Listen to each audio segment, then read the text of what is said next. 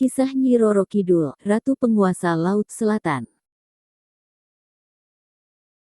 Nyi Roro Kidul merupakan salah satu cerita rakyat yang melegenda khususnya masyarakat Jawa. Ia dianggap sebagai ratu yang menjadi penguasa Laut Selatan. Kehadiran Nyi Roro Kidul sudah sejak dulu jadi teka-teki. Terkait asal-usul, misalnya, ada banyak versi soal dari mana Nyi Roro Kidul berasal. Yang paling santer adalah tentang Nyi Roro Kidul sebagai putri keturunan Raja Kediri. Versi lain meyakini Nyi Roro Kidul sebagai keturunan Raja Air Langga dari Kahuripan. Belakangan, Nyi Roro Kidul juga disebut sebagai putri dari Raja Pajajaran. Yuk, mari kita simak cerita Nyi Roro Kidul dari perspektif Kerajaan Pajajaran. Kerajaan Pajajaran dan Putri. Mengutip laman dongeng cerita rakyat pada zaman dahulu, tepatnya di daerah Jawa Barat, terdapat sebuah kerajaan bernama Pakuan Pajajaran. Kerajaan tersebut Dipimpin oleh seorang raja yang sangat bijaksana dan arif, yaitu Raja Prabu Siliwangi. Di bawah, rakyat sangat bahagia dan menghormati sang raja karena kepemimpinannya membuat hidup para rakyat sejahtera.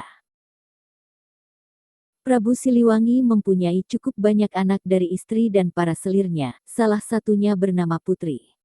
Ia adalah seorang gadis yang sangat cantik jelita, baik hati dan memiliki sifat yang sama seperti ayahnya. Meski demikian, Prabu Siliwangi sangat menyayangi Putri. Seiring bertambahnya usia, Putri pun memiliki paras yang cantik. Karena Putri merupakan anak tunggal, maka ialah sang calon pewaris tahta Raja Prabu Siliwangi kelak. Mendengar keinginan Prabu Siliwangi untuk menjadikan Putri sebagai penerus tahta, para selir dan anak-anaknya tidak setuju. Mereka tidak rela jika Putri yang akan menjadi ratu kelak. Kutukan penyihir jahat pada Putri. Suatu hari, para selir dan anak-anaknya berkumpul untuk merencanakan siasat jahat untuk menyingkirkan Putri dan ibunya keluar dari istana. Untuk melancarkan rencananya, mereka meminta bantuan kepada seorang penyihir sakti yang tinggal di sebuah desa terpencil yang memiliki berbagai macam ilmu hitam. Singkat cerita, penyihir suruhan selir dan anak-anak Prabu Siliwangi tersebut memberikan kutukan Putri agar tidak menjadi pewaris tahta sang raja. Dengan ilmu hitam ia Putri dan ibunya agar menderita penyakit kusta. Putri dan sang permaisuri mengidap penyakit kusta yang tak kunjung sembuh. Prabu Siliwangi yang merasa heran melihat penyakit aneh pada kedua orang kesayangannya itu langsung memanggil tabib istana untuk melakukan pengobatan. Tetapi setelah dicoba dengan berbagai macam ramuan, sang tabib istana tetap tidak dapat menyembuhkan mereka. Penyakit Putri dan ibundanya pun bertambah parah. Putri dapat bertahan menghadapi penyakit yang dideritanya. Namun, sang ibunda tidak dapat bertahan hingga akhirnya terakhir. Putri dan raja sangat terpukul dengan meninggalnya permaisuri. Sang Prabu juga sangat sedih melihat kondisi Putri yang tidak menunjukkan tanda-tanda kesembuhannya, apalagi ia yang nantinya akan meneruskan tahta kerajaan. Pada suatu hari, para selir dan anak-anaknya datang menemui raja untuk menghasut agar Putri diusir. Awalnya, raja menolak, namun, karena takut penyakitnya menular dengan terpaksa Prabu Siliwangi menyetujui usulan tersebut. Tanpa sepengetahuan raja, Putri yang mendengar pembicaraan tersebut sangat kecewa dan memutuskan melarikan diri dari istana. Dalam suasana hati yang sedih, bingung, dan tidak menentu, Putri berjalan keluar dari istana tanpa tujuan yang pasti. Selama berhari-hari ia berjalan tanpa arah hingga akhirnya tiba di pesisir pantai selatan Pulau Jawa yang memiliki banyak batu karang dan ombak besar.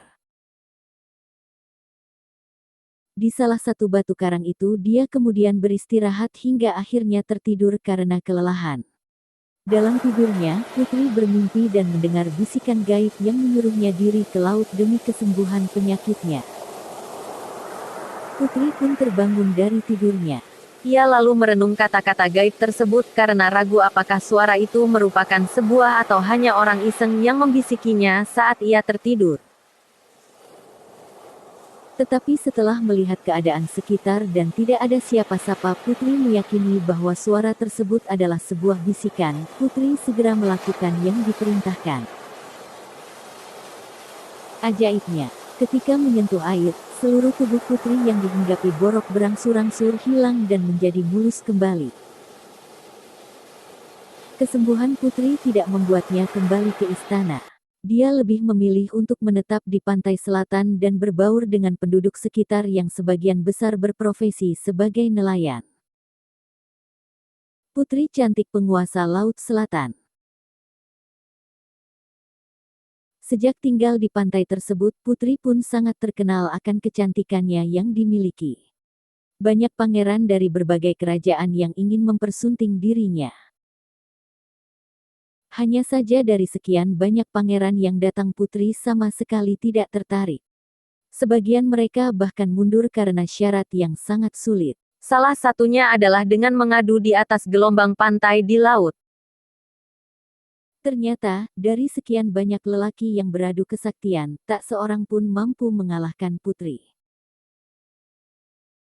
Mereka akhirnya menjadi pengikut setia yang selalu mengawal sang putri kemanapun dia pergi. Sejak itulah, Putri dikenal sebagai Ratu Penguasa Laut Selatan Pulau Jawa, yaitu Nyai Roro Kidul. Cerita Ratu Kidul, Kesemsem Sutawijaya Panembahan Senopati Mataram. Legenda tentang penguasa Laut Selatan, Kanjeng Ratu Kidul sudah tak asing di telinga masyarakat. Cerita tentang Ratu Kidul tak lekang oleh waktu. Entah dimulai dari mana, Kanjeng Ratu Kidul ada yang menyebut Nyi Roro Kidul identik dengan sosok bidadari yang berparas cantik. Ratu Kidul juga digambarkan mengenakan pakaian adat Jawa dengan selendang warna hijau, mahkota di kepala, memiliki banyak pembantu cantik hingga terkadang mengendarai kereta kuda berjumlah 8 ekor. Ratu Kidul juga disebut-sebut memiliki kesaktian yang luar biasa, serta bijaksana. Menurut cerita, Ratu Kidul memiliki kedekatan dengan Danang Sutawijoyo, pendiri Kesultanan Mataram Islam tahun 1587 sampai tahun 1601. Sebelum mendirikan kerajaan di alas Mentau kini bernama Kota Gede Yogyakarta, Sutawijoyo melakukan tirakat atau semedi di Parangkusumo, Bantul, Yogyakarta. Singkat cerita, Sutawijoyo mampu menembus istana Ratu Kidul dan berkomunikasi. Dalam pembicaraan, Kanjeng Ratu Kidul sangat mengharapkan persahabatan dengan Sutawijoyo. Bahkan, Ratu Kidul berjanji akan menjaga istana kerajaan Mataram turun-temurun hingga akhir zaman. Selanjutnya, Sutawijoyo mampu mendirikan kerajaan dan memiliki gelar Panembahan Senopati ing Alaga Shidina Panatagama Halifatullah Tanah Jawa. Ratu Kidul dikisahkan membantu kerajaan Mataram, dan bahkan menjadi istri keturunan Raja Mataram hingga akhir zaman. Panembahan Senopati itu orangnya sakti, prihatinnya tinggi.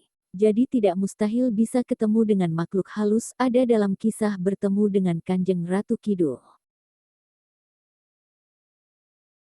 Pertemuan dengan Kanjeng Ratu Kidul di Cepuri Parangkusumo saat bertapa, kata Tumenggung Pujo Dipuro, 52, salah satu juru kunci makam Raja-Raja Mataram di Kota Gede, Yogyakarta, baru-baru ini. Ada cerita Kanjeng Ratu Kidul merupakan istri secara goib dari Panembahan Senopati. Namun, bapak dua anak itu menganggap Panembahan Senopati memperistri Ratu Kidul merupakan cerita yang kurang tepat. Jadi kalau ada anggapan memperistri Kanjeng Ratu Kidul itu saya kira salah kaprah. Karena apa? Panembahan Senopati itu sudah diwanti-wanti oleh Ki Ageng Juru Mertani, penasehat. Jangan sampai manusia itu kalah dengan jin. Jadi, kalau diperistri itu anggapan orang yang kurang tepat terangnya. Yang jelas Kanjeng Ratu Kidul ini istilah Jawanya kesemsem dengan orang Panembahan Senopati. Dan Kanjeng Ratu dalam cerita tidak meminta membantu. Itu kan dikatakan Mataram akan langgeng sampai akhir zaman, jadi Panembahan Senopati tidak minta sesuatu, tapi dibantu Kanjeng Ratu Kidul, jelasnya. Sekelumit cerita itu ada di tengah Masyarakat. Ada anggapan Ratu Kidul merupakan istri goib raja keturunan Panembahan Senopati Mataram. Panembahan Senopati bertahta selama 13 tahun, kemudian diturunkan putranya Kanjeng Susuhunan Prabu Hanyokrowati. Setelah Prabu Hanyokrowati mangkat, tahta kerajaan diberikan putranya, Kanjeng Sultan Agung Hanyokrokusumo hingga turun-temurun terbelah menjadi dua kerajaan yakni Kasultanan Ngayogyakarta Hadiningrat dan Kasunanan Surakarta. Yogyakarta bergelar Sultan Hamengkubuwono, sementara Surakarta bergelar Pakubuwono. Hingga kini, masih ada ritual yang dilakukan Keraton Yogya maupun Kasunanan Surakarta untuk menghormati tokoh legendaris tersebut. salah satunya melakukan labuhan di Parangkusumo, Bantul, DI Yogyakarta pada waktu tertentu.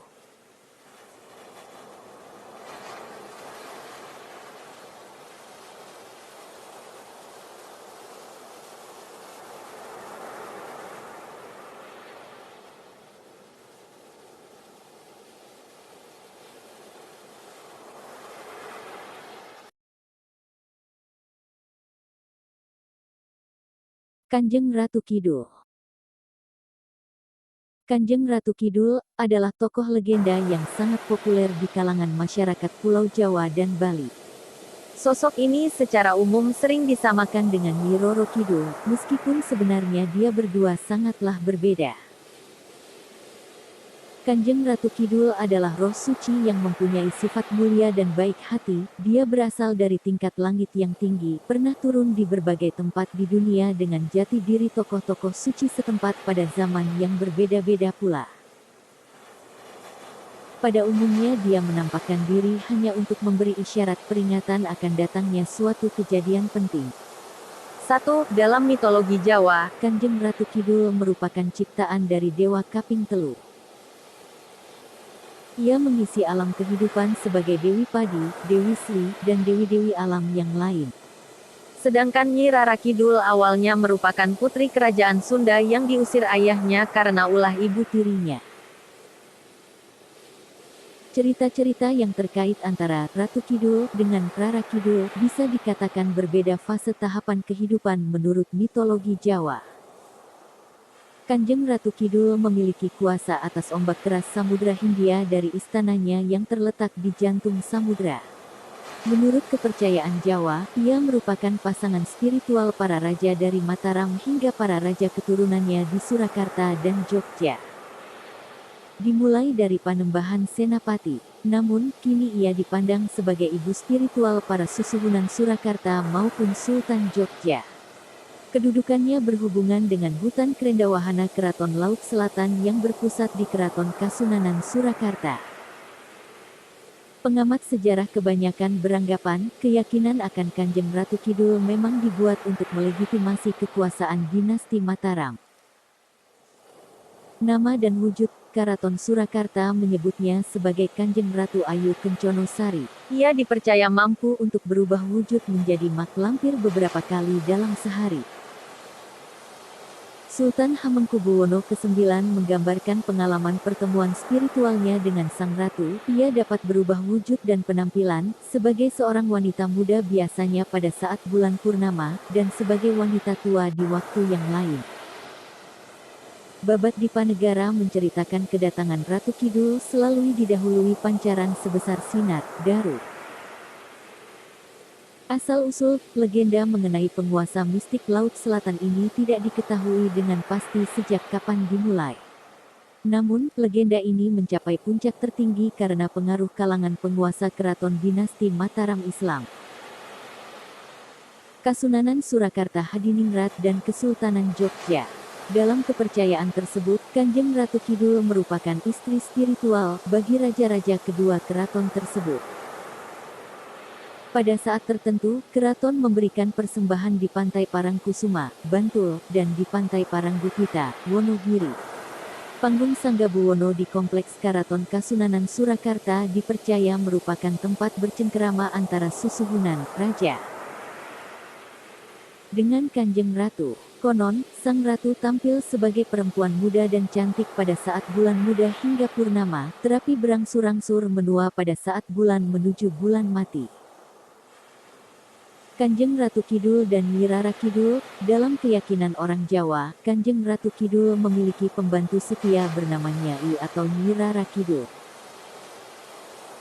Nyi Rara Kidul menyukai warna hijau dan dipercaya suka mengambil orang-orang yang mengenakan pakaian hijau yang berada di pantai wilayahnya untuk dijadikan pelayan atau pasukannya.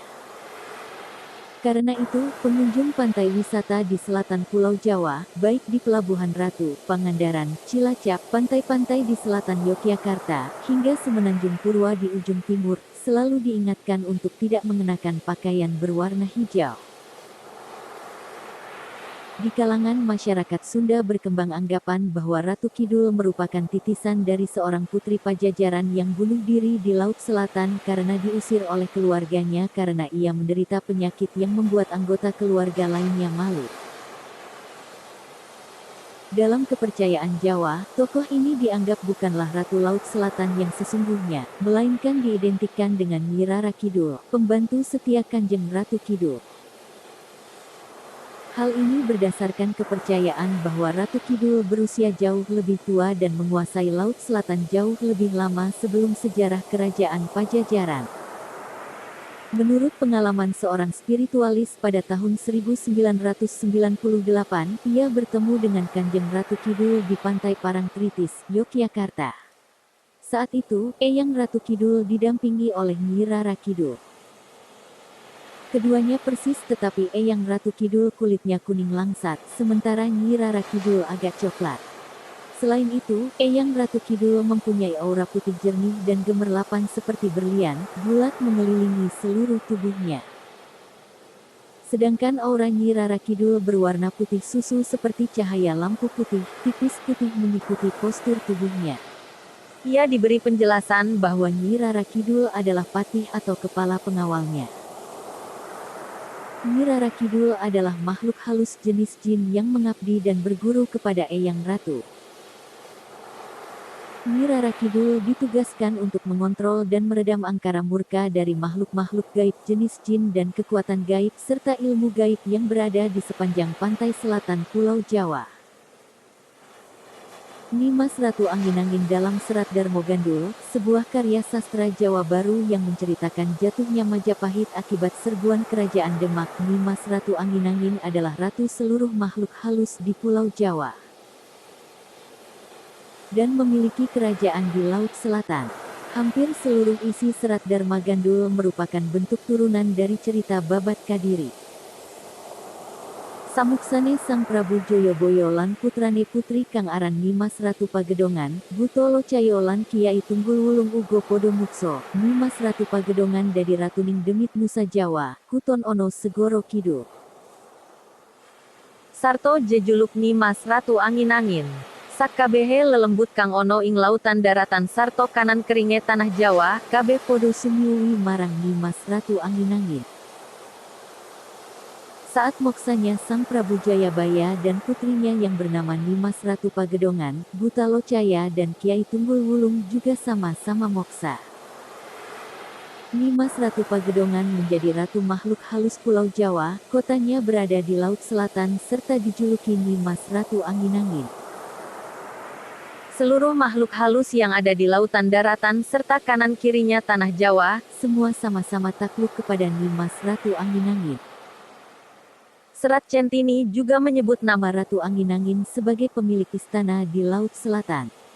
Buaya putih penjelmaan Prabu Dewata Cengkar, Raja Medang Kamulan sebelum kedatangan Aji Saka, adalah musuhnya.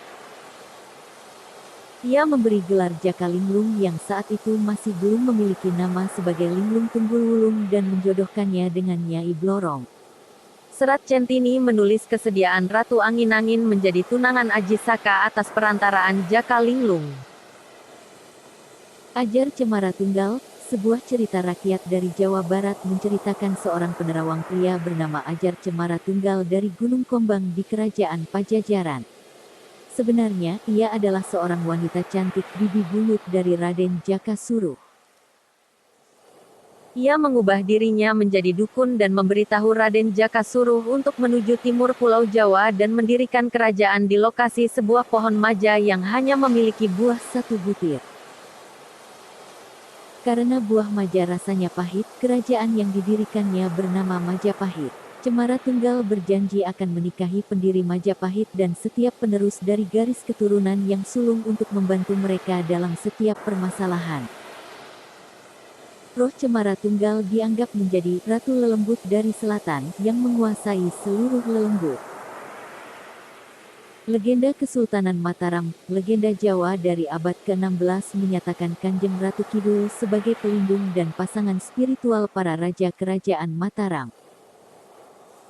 Panembahan Senapati, tahun 1586 sampai tahun 1601 Masehi, pendiri Kesultanan Mataram, dan cucunya Sultan Agung Hanyakarakusuma, tahun 1613 sampai tahun 1645 Masehi, menyebut Kanjeng Ratu Kidul sebagai mempelai mereka. Hal tersebut tertuang dalam Babat Tanah Jawi. Menurut legenda, Pangeran Panembahan Senopati berkeinginan untuk mendirikan sebuah kerajaan yang baru, yaitu Kesultanan Mataram, untuk melawan kekuasaan Kesultanan Pajang. Ia melakukan tapa di pantai Parangkusumo yang terletak di selatan kediamannya di Kota Gede. Meditasinya menyebabkan terjadinya fenomena supernatural yang mengganggu kerajaan di Laut Selatan. Sang ratu datang ke pantai untuk melihat siapa yang menyebabkan gangguan di kerajaannya. Saat melihat pangeran yang tampan, ia jatuh cinta dan meminta Panembahan Senopati untuk menghentikan tapanya. Sebagai gantinya, sang ratu penguasa alam spiritual di Laut Selatan setuju untuk membantunya dalam mendirikan kerajaan yang baru. Untuk menjadi pelindung spiritual kerajaan tersebut. Sang ratu dilamar oleh Panembahan Senopati untuk menjadi pasangan spiritualnya serta semua penggantinya nanti, yaitu para Raja Mataram. Babat Dipanegara mengisahkan pertemuan antara Ratu Kidul dengan Pangeran Diponegoro sebanyak 2 kali, yaitu pada tahun 1805 dan pertengahan Juli tahun 1826. Pertemuan pertama terjadi di Gua Langse, Pantai Parangtritis di selatan Yogyakarta, pada saat Pangeran Diponegoro tengah bersamadi sehingga Ratu Kidul tidak berkeinginan untuk mengganggu. Pertemuan kedua berlangsung pada saat terjadinya Perang Diponegoro, tahun 1825 sampai tahun 1830. Pada pertemuan kedua, Ratu Kidul yang ditemani dua patihnya yaitu Nyi Roro Kidul dan Raden Dewi menawarkan bantuan dalam perang.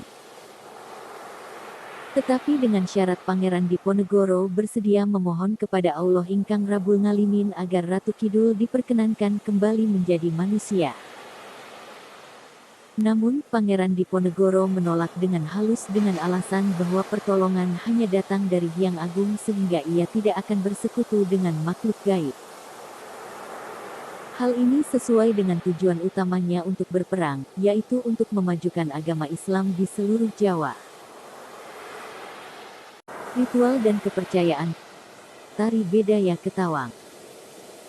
Naskah tertua yang menyebut-nyebut tentang tokoh mistik ini adalah Babat Tanah Jawi. 9. Panembahan Senopati adalah orang pertama yang disebut sebagai raja yang menyunting Sang Ratu Kidul. Dari kepercayaan ini diciptakan Tari Bedaya Ketawang dari Keraton Kasunanan Surakarta pada masa Sunan Pakubuwana pertama, yang digelar setiap tahun, yang dipercaya sebagai persembahan kepada Kanjeng Ratu Kidul. Sunan duduk di samping kursi kosong yang disediakan bagi Sang Ratu Kidul. Pelabuhan Ratu dan kota-kota pesisir lainnya. Pelabuhan Ratu adalah sebuah kota nelayan di Jawa Barat. Masyarakat setempat menyelenggarakan hari suci khusus untuk Kanjeng Ratu Kidul setiap tanggal 6 April. Hari tersebut merupakan hari peringatan bagi penduduk lokal dan mereka memberikan banyak persembahan untuk menyenangkan Sang Ratu. Para nelayan lokal juga menyelenggarakan ritual sedekah laut setiap tahunnya, memberikan persembahan seperti nasi, sayuran, dan berbagai produk pertanian, hingga ayam, tenunan batik, dan kosmetik. Cerita-cerita yang terkait antara Ratu Kidul dengan Rara Kidul bisa dikatakan berbeda fase tahapan kehidupan menurut mitologi Jawa. Para nelayan lokal percaya persembahan mereka akan menyenangkan Ratu Laut Selatan sehingga ia akan memberkahi mereka dengan hasil tangkapan yang berlimpah serta memberikan cuaca yang bagus, tidak terlalu banyak badai serta ombak. Di sekitar lokasi pantai Palabuhan Ratu, tepatnya di Karanghawu, terdapat petilasan persinggahan Ratu Pantai Selatan yang dapat dikunjungi untuk melakukan ritual tertentu ataupun hanya sekadar melihat-lihat. Di komplek keramat ini terdapat sekurangnya 2 ruangan besar yang di dalamnya terdapat beberapa makam yang dipercaya penduduk sebagai makam Eyang Sanca Manggala, Eyang Jalah Mata Makuta, dan Eyang Syekh Husni Ali. Di beberapa ruangan juga terpampang gambar penguasa Laut Selatan. Kanjeng Ratu Kidul juga diasosiasikan dengan Parangtritis, Parangkusumo, Pangandaran, Karangbolong, Ngeliep, Puger, Banyuwangi, dan berbagai tempat di sepanjang pantai selatan Jawa seperti Tulungagung. Pantai Parangkusumo dan Parangtritis di Yogyakarta sangat berhubungan dengan legenda Kanjeng Ratu Kidul. Parangkusumo merupakan tempat panembahan Senapati bertemu Kanjeng Ratu Kidul. Saat Sultan HBIX meninggal tanggal 3 Oktober tahun 1988, majalah Tempo menulis bahwa para pelayan keraton melihat penampakan Kanjeng Ratu Kidul untuk menyampaikan penghormatan terakhirnya kepada Sri Sultan. Sedekah laut. Masyarakat nelayan pantai selatan Jawa setiap tahun melakukan sedekah laut sebagai persembahan kepada Sang Ratu agar menjaga keselamatan para nelayan dan membantu perbaikan penghasilan. Upacara ini dilakukan nelayan di pantai Pelabuhan Ratu, Ujung Genteng, Pangandaran, Cilacap, Sakawayana dan sebagainya. Kanjeng Ratu Kidul memiliki kuasa atas ombak keras Samudra Hindia dari istananya yang terletak di jantung samudra. Menurut kepercayaan Jawa, ia merupakan pasangan spiritual para raja dari Mataram hingga para raja keturunannya di Surakarta dan Jogja. Sebagian besar para wisatawan yang berkunjung baik itu lokal maupun mancanegara datang ke Pelabuhan Ratu karena keindahan panoramanya sekaligus tradisi ritual ini. Di saat-saat tertentu banyak acara ritual yang sering digelar penduduk setempat sebagai rasa terima kasih mereka terhadap sang penguasa Laut Selatan. Ruang khusus di hotel. Pemilik hotel yang berada di pantai selatan Jawa dan Bali menyediakan ruang khusus bagi Sang Ratu. Yang terkenal adalah kamar 327 dan 2401 di Hotel Grand Bali Beach. Kamar 327 adalah satu-satunya kamar yang tidak terbakar pada peristiwa kebakaran besar Januari tahun 1993. Setelah pemugaran, kamar 327 dan 2401 selalu dirawat, diberi hiasan ruangan dengan warna hijau, diberi suguhan, sesaji, setiap hari. Tidak untuk dihuni dan khusus dipersembahkan bagi Ratu Kidul. Hal yang sama juga dilakukan di Hotel Samudra Beach di Pelabuhan Ratu. Kamar 308 disiapkan khusus bagi Ratu Kidul. Di Yogyakarta, Hotel Queen of the South di dekat Parangtritis mereservasi kamar 33 bagi Sang Kanjeng Ratu. Hotel Samudra Beach Hotel, Pelabuhan Ratu, Jawa Barat menyediakan kamar 308 yang dicat berwarna hijau untuk Kanjeng Ratu Kidul. Setidaknya pada awal tahun 1966, 13 Presiden pertama Indonesia, Soekarno, terlibat dalam penentuan lokasi serta ide Hotel Samudra Beach Hotel. Di depan kamar 308 terdapat pohon ketapang tempat Soekarno memperoleh inspirasi spiritualnya. 14 Di dalam kamar tersebut juga dipasang lukisan terkenal Nyai Rara Kidul oleh Basuki Abdullah. Kepercayaan kejawen. Dalam kepercayaan masyarakat Jawa, sosok Ratu Kidul merupakan sosok agung yang dimuliakan dan dihormati.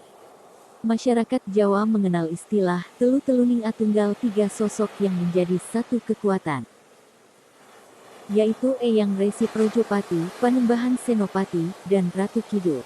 Panembahan Senopati merupakan pendiri kerajaan Mataram Islam yang bertemu dengan Ratu Kidul ketika bertiwikrama sesuai arahan Sunan Kalijaga untuk memperoleh wangsit. Saat itu, ia bermaksud membangun sebuah keraton pada sebuah tempat yang sebelumnya sebuah hutan bernama Alas Mentaok, kini Kota Gede di daerah istimewa Yogyakarta. Saat ia bertapa, semua alam menjadi kacau, ombak besar, hujan badai, gempa, dan gunung meletus. Ratu Kidul setuju membantu dan melindungi kerajaan Mataram, bahkan dipercaya menjadi istri spiritual bagi raja-raja terah Mataram Islam.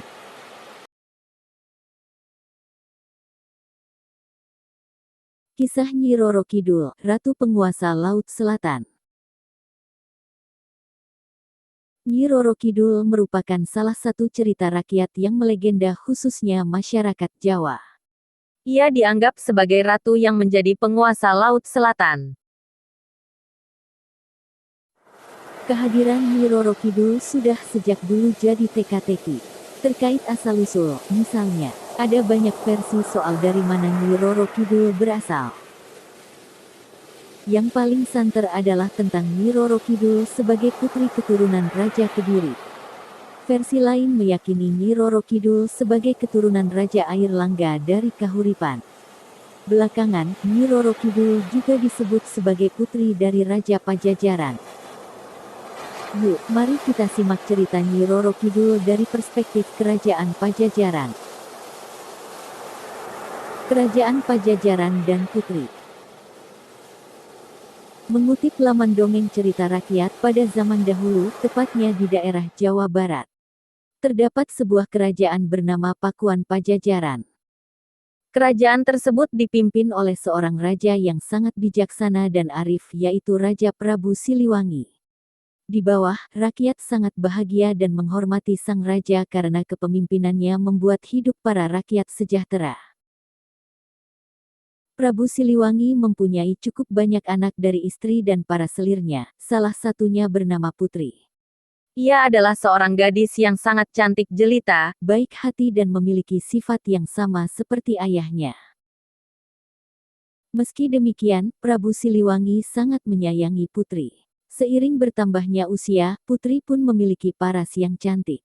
Karena Putri merupakan anak tunggal, maka ialah sang calon pewaris tahta Raja Prabu Siliwangi kelak. Mendengar keinginan Prabu Siliwangi untuk menjadikan Putri sebagai penerus tahta, para selir dan anak-anaknya tidak setuju. Mereka tidak rela jika Putri yang akan menjadi ratu kelak. Kutukan penyihir jahat pada Putri. Suatu hari, para selir dan anak-anaknya berkumpul untuk merencanakan siasat jahat untuk menyingkirkan Putri dan ibunya keluar dari istana. Untuk melancarkan rencananya, mereka meminta bantuan kepada seorang penyihir sakti yang tinggal di sebuah desa terpencil yang memiliki berbagai macam ilmu hitam. Singkat cerita, penyihir suruhan selir dan anak-anak Prabu Siliwangi tersebut memberikan kutukan Putri agar tidak menjadi pewaris tahta sang raja. Dengan ilmu hitam ia Putri dan ibunya agar menderita penyakit kusta. Putri dan sang permaisuri mengidap penyakit kusta yang tak kunjung sembuh. Prabu Siliwangi yang merasa heran melihat penyakit aneh pada kedua orang kesayangannya itu langsung memanggil tabib istana untuk melakukan pengobatan.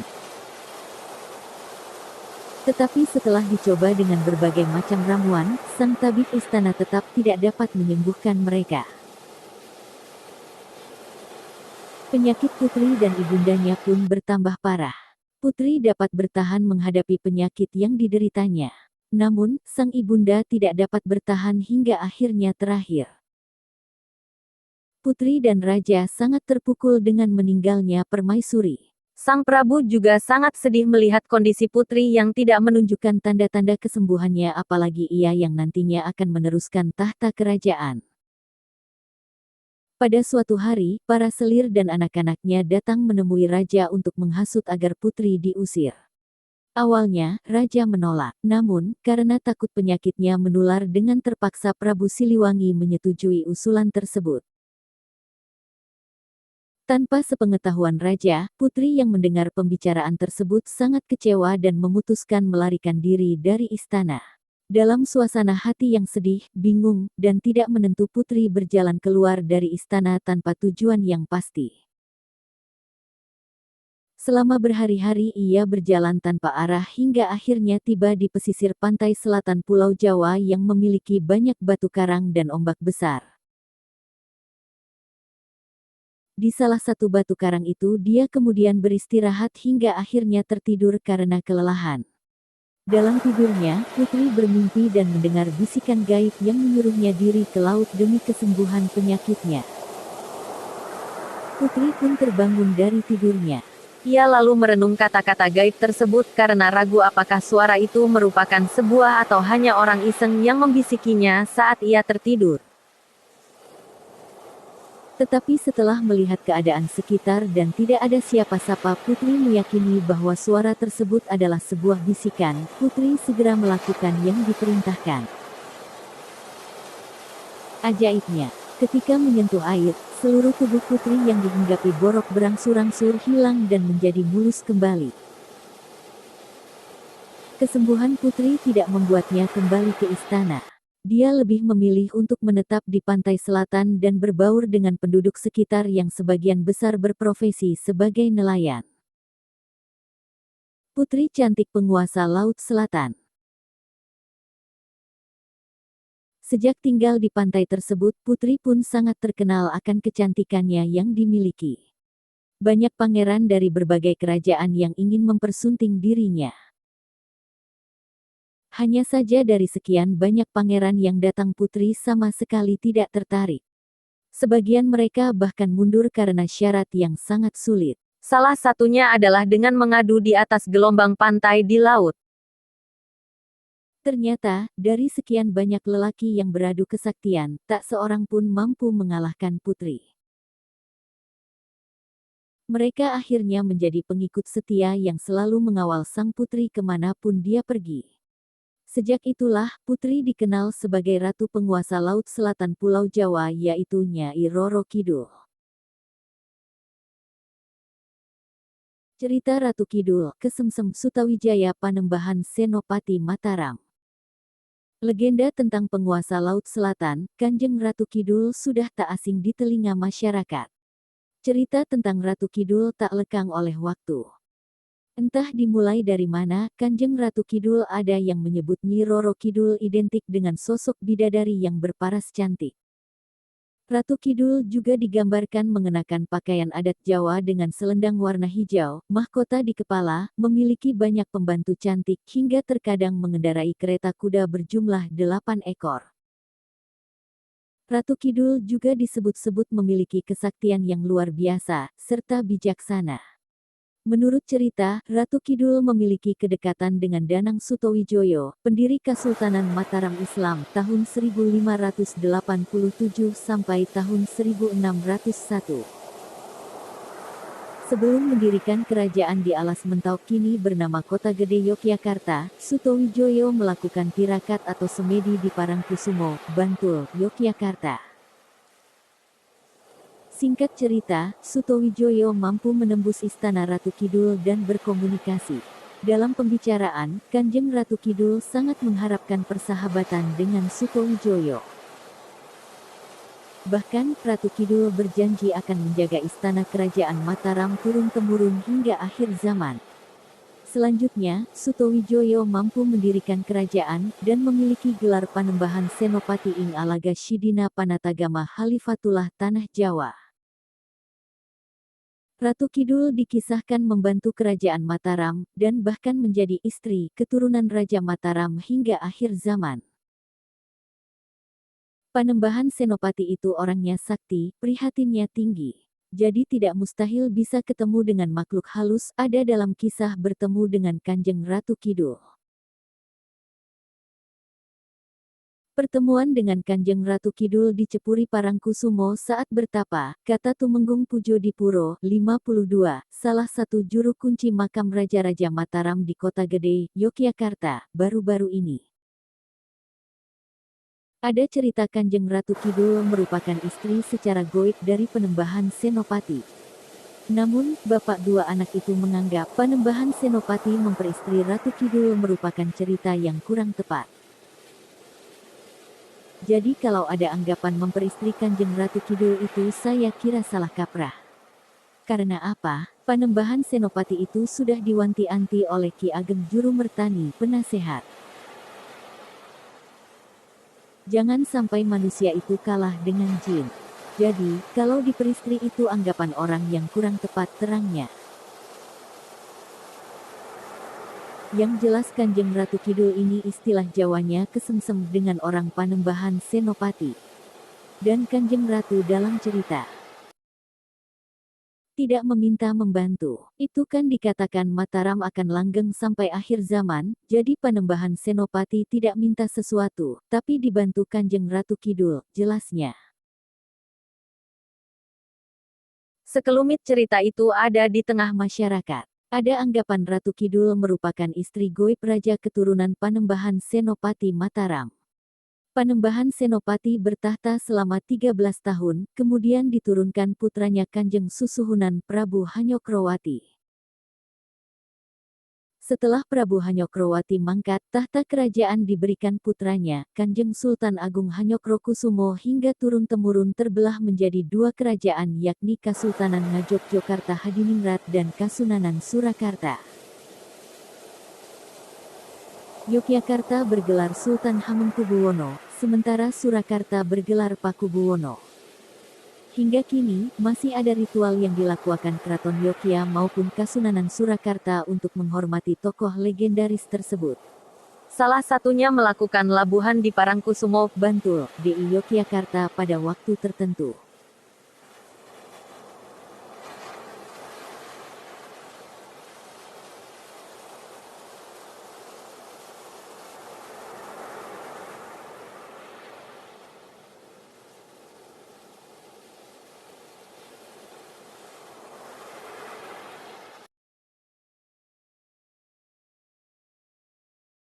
Kanjeng Ratu Kidul.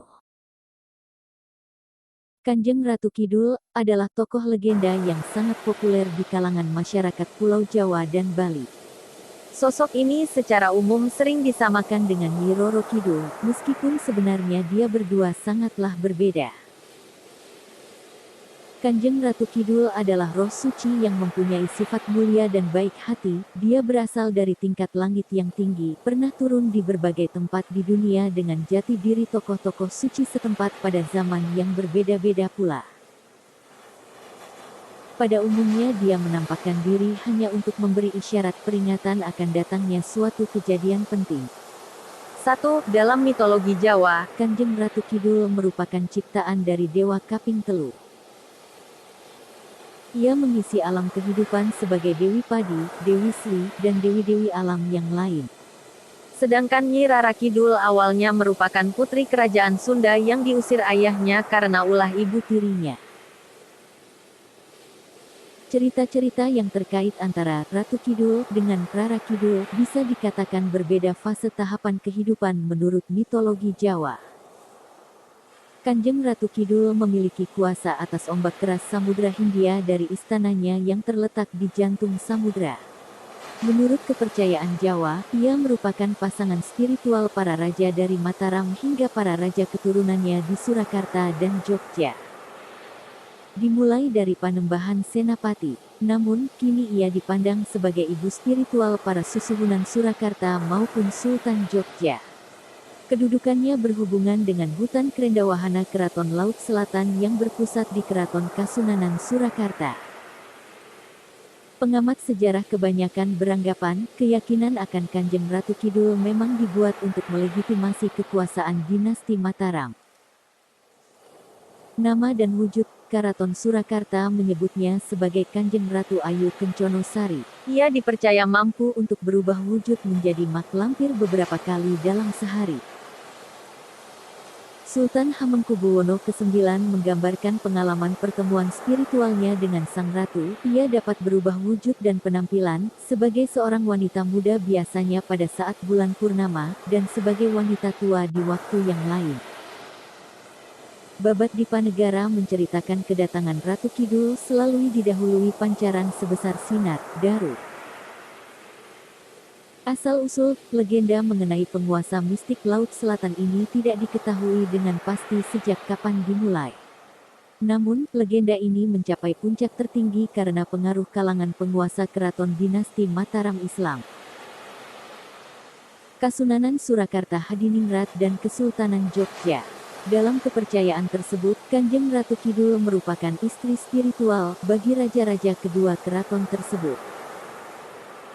Pada saat tertentu, keraton memberikan persembahan di Pantai Parangkusuma, Bantul, dan di Pantai Paranggupita, Wonogiri. Panggung Sanggabuwono di Kompleks Karaton Kasunanan Surakarta dipercaya merupakan tempat bercengkerama antara susuhunan raja dengan Kanjeng Ratu. Konon, sang ratu tampil sebagai perempuan muda dan cantik pada saat bulan muda hingga purnama, terapi berangsur-angsur menua pada saat bulan menuju bulan mati. Kanjeng Ratu Kidul dan Nyi Rara Kidul, dalam keyakinan orang Jawa, Kanjeng Ratu Kidul memiliki pembantu setia bernama Nyai atau Nyi Rara Kidul. Nyi Rara Kidul menyukai warna hijau dan dipercaya suka mengambil orang-orang yang mengenakan pakaian hijau yang berada di pantai wilayahnya untuk dijadikan pelayan atau pasukannya. Karena itu, pengunjung pantai wisata di selatan Pulau Jawa, baik di Pelabuhan Ratu, Pangandaran, Cilacap, pantai-pantai di selatan Yogyakarta, hingga Semenanjung Purwa di ujung timur, selalu diingatkan untuk tidak mengenakan pakaian berwarna hijau. Di kalangan masyarakat Sunda berkembang anggapan bahwa Ratu Kidul merupakan titisan dari seorang putri Pajajaran yang bunuh diri di Laut Selatan karena diusir oleh keluarganya karena ia menderita penyakit yang membuat anggota keluarga lainnya malu. Dalam kepercayaan Jawa, tokoh ini dianggap bukanlah Ratu Laut Selatan yang sesungguhnya, melainkan diidentikan dengan Nyi Rara Kidul, pembantu setia Kanjeng Ratu Kidul. Hal ini berdasarkan kepercayaan bahwa Ratu Kidul berusia jauh lebih tua dan menguasai Laut Selatan jauh lebih lama sebelum sejarah kerajaan Pajajaran. Menurut pengalaman seorang spiritualis pada tahun 1998, ia bertemu dengan Kanjeng Ratu Kidul di Pantai Parangtritis, Yogyakarta. Saat itu, Eyang Ratu Kidul didampingi oleh Nyi Rara Kidul. Keduanya persis tetapi Eyang Ratu Kidul kulitnya kuning langsat, sementara Nyi Rara Kidul agak coklat. Selain itu, Eyang Ratu Kidul mempunyai aura putih jernih dan gemerlapan seperti berlian, bulat mengelilingi seluruh tubuhnya. Sedangkan aura Nyi Rara Kidul berwarna putih susu seperti cahaya lampu putih, tipis putih mengikuti postur tubuhnya. Ia diberi penjelasan bahwa Nyi Rara Kidul adalah patih atau kepala pengawalnya. Nyi Rara Kidul adalah makhluk halus jenis jin yang mengabdi dan berguru kepada Eyang Ratu. Nyi Rara Kidul ditugaskan untuk mengontrol dan meredam angkara murka dari makhluk-makhluk gaib jenis jin dan kekuatan gaib serta ilmu gaib yang berada di sepanjang pantai selatan Pulau Jawa. Nimas Ratu Angin-Angin dalam Serat Darmo Gandul, sebuah karya sastra Jawa Baru yang menceritakan jatuhnya Majapahit akibat serbuan kerajaan Demak. Nimas Ratu Angin-Angin adalah ratu seluruh makhluk halus di Pulau Jawa dan memiliki kerajaan di Laut Selatan. Hampir seluruh isi Serat Darma Gandul merupakan bentuk turunan dari cerita Babat Kadiri. Samuksane Sang Prabu Joyoboyo lan putrane putri kang aran Nimas Ratu Pagedongan, Buto Locayo lan Kiai Tunggul Wulung uga padha muksa. Nimas Ratu Pagedongan dadi ratuning demit Nusa Jawa, Kuton Ono Segoro Kidul. Sarto jejuluk Nimas Ratu Angin-Angin. Sakabehe lelembut kang ono ing lautan daratan sarto kanan keringe tanah Jawa, kabeh Podo sumiwi marang Nimas Ratu Angin-Angin. Saat moksanya Sang Prabu Jayabaya dan putrinya yang bernama Nimas Ratu Pagedongan, Buta Locaya dan Kiai Tunggul Wulung juga sama-sama moksa. Nimas Ratu Pagedongan menjadi ratu makhluk halus Pulau Jawa, kotanya berada di Laut Selatan serta dijuluki Nimas Ratu Angin-Angin. Seluruh makhluk halus yang ada di lautan daratan serta kanan kirinya tanah Jawa, semua sama-sama takluk kepada Nimas Ratu Angin-Angin. Serat Centini juga menyebut nama Ratu Angin-Angin sebagai pemilik istana di Laut Selatan. Buaya putih penjelmaan Prabu Dewata Cengkar, Raja Medang Kamulan sebelum kedatangan Aji Saka, adalah musuhnya. Ia memberi gelar Jaka Linglung yang saat itu masih belum memiliki nama sebagai Linglung Tunggul Wulung dan menjodohkannya dengan Nyai Blorong. Serat Centini menulis kesediaan Ratu Angin-Angin menjadi tunangan Aji Saka atas perantaraan Jaka Linglung.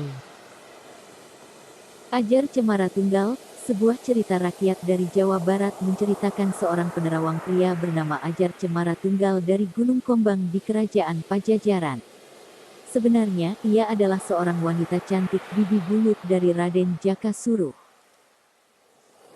Ia mengubah dirinya menjadi dukun dan memberitahu Raden Jaka Suruh untuk menuju timur Pulau Jawa dan mendirikan kerajaan di lokasi sebuah pohon maja yang hanya memiliki buah satu butir. Karena buah maja rasanya pahit, kerajaan yang didirikannya bernama Majapahit. Cemara Tunggal berjanji akan menikahi pendiri Majapahit dan setiap penerus dari garis keturunan yang sulung untuk membantu mereka dalam setiap permasalahan. Roh Cemara Tunggal dianggap menjadi Ratu Lelembut dari Selatan yang menguasai seluruh lelembut. Legenda Kesultanan Mataram, legenda Jawa dari abad ke-16 menyatakan Kanjeng Ratu Kidul sebagai pelindung dan pasangan spiritual para raja kerajaan Mataram. Panembahan Senapati, tahun 1586 sampai tahun 1601 Masehi, pendiri Kesultanan Mataram, dan cucunya Sultan Agung Hanyakra-Kusuma, tahun 1613 sampai tahun 1645 Masehi, menyebut Kanjeng Ratu Kidul sebagai mempelai mereka. Hal tersebut tertuang dalam Babat Tanah Jawi. Menurut legenda, Pangeran Panembahan Senopati berkeinginan untuk mendirikan sebuah kerajaan yang baru, yaitu Kesultanan Mataram, untuk melawan kekuasaan Kesultanan Pajang. Ia melakukan tapa di pantai Parangkusumo yang terletak di selatan kediamannya di Kota Gede. Meditasinya menyebabkan terjadinya fenomena supernatural yang mengganggu kerajaan di Laut Selatan. Sang ratu datang ke pantai untuk melihat siapa yang menyebabkan gangguan di kerajaannya. Saat melihat pangeran yang tampan, ia jatuh cinta dan meminta Panembahan Senopati untuk menghentikan tapanya. Sebagai gantinya, sang ratu penguasa alam spiritual di Laut Selatan setuju untuk membantunya dalam mendirikan kerajaan yang baru. Untuk menjadi pelindung spiritual kerajaan tersebut. Sang ratu dilamar oleh Panembahan Senopati untuk menjadi pasangan spiritualnya serta semua penggantinya nanti, yaitu para Raja Mataram. Babat Dipanegara mengisahkan pertemuan antara Ratu Kidul dengan Pangeran Diponegoro sebanyak 2 kali, yaitu pada tahun 1805 dan pertengahan Juli tahun 1826. Pertemuan pertama terjadi di Gua Langse, Pantai Parangtritis di selatan Yogyakarta, pada saat Pangeran Diponegoro tengah bersamadi sehingga Ratu Kidul tidak berkeinginan untuk mengganggu. Pertemuan kedua berlangsung pada saat terjadinya Perang Diponegoro, tahun 1825 sampai tahun 1830. Pada pertemuan kedua, Ratu Kidul yang ditemani dua patihnya yaitu Nyi Roro Kidul dan Raden Dewi menawarkan bantuan dalam perang. Tetapi dengan syarat Pangeran Diponegoro bersedia memohon kepada Allah Ingkang Rabbul Ngalimin agar Ratu Kidul diperkenankan kembali menjadi manusia. Namun, Pangeran Diponegoro menolak dengan halus dengan alasan bahwa pertolongan hanya datang dari Hyang Agung sehingga ia tidak akan bersekutu dengan makhluk gaib. Hal ini sesuai dengan tujuan utamanya untuk berperang, yaitu untuk memajukan agama Islam di seluruh Jawa. Ritual dan kepercayaan Tari Bedaya Ketawang. Naskah tertua yang menyebut-nyebut tentang tokoh mistik ini adalah Babat Tanah Jawi. 9. Panembahan Senopati adalah orang pertama yang disebut sebagai raja yang menyunting Sang Ratu Kidul. Dari kepercayaan ini diciptakan tari Bedaya Ketawang dari Keraton Kasunanan Surakarta pada masa Sunan Pakubuwana pertama yang digelar setiap tahun yang dipercaya sebagai persembahan kepada Kanjeng Ratu Kidul.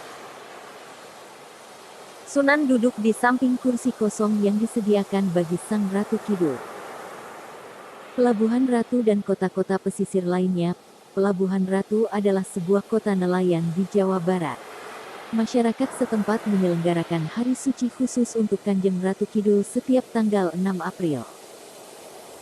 Hari tersebut merupakan hari peringatan bagi penduduk lokal dan mereka memberikan banyak persembahan untuk menyenangkan Sang Ratu.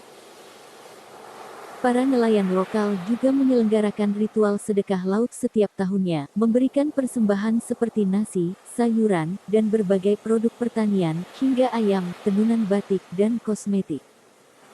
Cerita-cerita yang terkait antara Ratu Kidul dengan Rara Kidul bisa dikatakan berbeda fase tahapan kehidupan menurut mitologi Jawa. Para nelayan lokal percaya persembahan mereka akan menyenangkan Ratu Laut Selatan sehingga ia akan memberkahi mereka dengan hasil tangkapan yang berlimpah serta memberikan cuaca yang bagus, tidak terlalu banyak badai serta ombak. Di sekitar lokasi pantai Palabuhan Ratu, tepatnya di Karanghawu, terdapat petilasan persinggahan Ratu Pantai Selatan yang dapat dikunjungi untuk melakukan ritual tertentu ataupun hanya sekadar melihat-lihat. Di komplek keramat ini terdapat sekurangnya 2 ruangan besar yang di dalamnya terdapat beberapa makam yang dipercaya penduduk sebagai makam Eyang Sanca Manggala, Eyang Jalah Mata Makuta, dan Eyang Syekh Husni Ali. Di beberapa ruangan juga terpampang gambar penguasa Laut Selatan. Kanjeng Ratu Kidul juga diasosiasikan dengan Parangtritis, Parangkusumo, Pangandaran, Karangbolong, Ngeliep, Puger, Banyuwangi, dan berbagai tempat di sepanjang pantai selatan Jawa seperti Tulungagung. Pantai Parangkusumo dan Parangtritis di Yogyakarta sangat berhubungan dengan legenda Kanjeng Ratu Kidul. Parangkusumo merupakan tempat panembahan Senapati bertemu Kanjeng Ratu Kidul. Saat Sultan HBIX meninggal tanggal 3 Oktober tahun 1988, majalah Tempo menulis bahwa para pelayan keraton melihat penampakan Kanjeng Ratu Kidul untuk menyampaikan penghormatan terakhirnya kepada Sri Sultan. Sedekah laut. Masyarakat nelayan pantai selatan Jawa setiap tahun melakukan sedekah laut sebagai persembahan kepada Sang Ratu agar menjaga keselamatan para nelayan dan membantu perbaikan penghasilan. Upacara ini dilakukan nelayan di pantai Pelabuhan Ratu, Ujung Genteng, Pangandaran, Cilacap, Sakawayana dan sebagainya. Kanjeng Ratu Kidul memiliki kuasa atas ombak keras Samudra Hindia dari istananya yang terletak di jantung samudra. Menurut kepercayaan Jawa, ia merupakan pasangan spiritual para raja dari Mataram hingga para raja keturunannya di Surakarta dan Jogja. Sebagian besar para wisatawan yang berkunjung baik itu lokal maupun mancanegara datang ke Pelabuhan Ratu karena keindahan panoramanya sekaligus tradisi ritual ini. Di saat-saat tertentu banyak acara ritual yang sering digelar penduduk setempat sebagai rasa terima kasih mereka terhadap sang penguasa Laut Selatan. Ruang khusus di hotel. Pemilik hotel yang berada di pantai selatan Jawa dan Bali menyediakan ruang khusus bagi Sang Ratu. Yang terkenal adalah kamar 327 dan 2401 di Hotel Grand Bali Beach. Kamar 327 adalah satu-satunya kamar yang tidak terbakar pada peristiwa kebakaran besar Januari tahun 1993. Setelah pemugaran, kamar 327 dan 2401 selalu dirawat, diberi hiasan ruangan dengan warna hijau, diberi suguhan, sesaji, setiap hari. Tidak untuk dihuni dan khusus dipersembahkan bagi Ratu Kidul. Hal yang sama juga dilakukan di Hotel Samudra Beach di Pelabuhan Ratu. Kamar 308 disiapkan khusus bagi Ratu Kidul. Di Yogyakarta, Hotel Queen of the South di dekat Parangtritis mereservasi kamar 33 bagi Sang Kanjeng Ratu. Hotel Samudra Beach Hotel, Pelabuhan Ratu, Jawa Barat menyediakan kamar 308 yang dicat berwarna hijau untuk Kanjeng Ratu Kidul. Setidaknya pada awal tahun 1966, 13 Presiden pertama Indonesia, Soekarno, terlibat dalam penentuan lokasi serta ide Hotel Samudra Beach Hotel. Di depan kamar 308 terdapat pohon ketapang tempat Soekarno memperoleh inspirasi spiritualnya. 14 Di dalam kamar tersebut juga dipasang lukisan terkenal Nyai Rara Kidul oleh Basuki Abdullah. Kepercayaan kejawen. Dalam kepercayaan masyarakat Jawa, sosok Ratu Kidul merupakan sosok agung yang dimuliakan dan dihormati. Masyarakat Jawa mengenal istilah telu-teluning atunggal, tiga sosok yang menjadi satu kekuatan, yaitu Eyang Resi Projopati, Panembahan Senopati, dan Ratu Kidul. Panembahan Senopati merupakan pendiri kerajaan Mataram Islam yang bertemu dengan Ratu Kidul ketika bertiwikrama sesuai arahan Sunan Kalijaga untuk memperoleh wangsit. Saat itu, ia bermaksud membangun sebuah keraton pada sebuah tempat yang sebelumnya sebuah hutan bernama Alas Mentaok, kini Kota Gede di daerah istimewa Yogyakarta. Saat ia bertapa, semua alam menjadi kacau, ombak besar, hujan badai, gempa, dan gunung meletus. Ratu Kidul setuju membantu dan melindungi kerajaan Mataram, bahkan dipercaya menjadi istri spiritual bagi raja-raja terah Mataram Islam.